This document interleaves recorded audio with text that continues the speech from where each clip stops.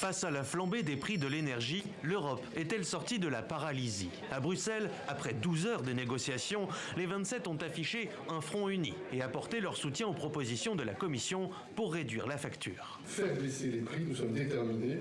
Garantir la sécurité d'approvisionnement, nous sommes déterminés. Et continuer à travailler pour réduire la demande, nous sommes déterminés. Une feuille de route solide, au dire des dirigeants de l'Union, mais qui reste encore à décliner. Exemple, avec le plafonnement du prix du gaz destiné à produire de l'électricité pour la rendre moins chère. Un mécanisme dit ibérique car il a déjà été mis en place en Espagne ou au Portugal. Alors que Paris réclame son extension à tous les pays, l'Allemagne et les Pays-Bas y sont hostiles. Berlin s'inquiète de l'approvisionnement quand les autres veulent éviter les effets indésirables d'une telle mesure. Nous allons mettre en place un mécanisme de correction du marché afin de limiter les cas de prix excessifs du gaz et veiller à ce que l'ordre soit clairement établi sur le marché. Concession faite aux Allemands, le mécanisme devra être assorti de garde-fous pour éviter toute consommation accrue de gaz.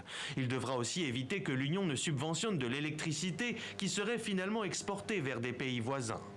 Les Européens se sont aussi entendus pour favoriser les achats de gaz en commun. Objectif, faire jouer le poids économique de l'Union plutôt que de se faire concurrence à 27 au risque d'alimenter la volatilité des prix. C'est vraiment fin octobre, début novembre que nous aurons ces mécanismes de corridor de prix sur le gaz. Et les mécanismes de solidarité financière, je crois qu'on peut vraiment aller très vite maintenant sur la mise en œuvre.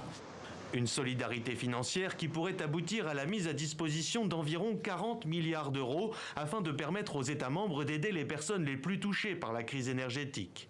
Derrière l'Union donc, la balle est désormais dans le camp de la Commission et des ministres de l'énergie. S'ils n'arrivaient pas à s'entendre, un nouveau sommet des chefs d'État serait nécessaire, a d'ores et déjà prévenu le chancelier allemand.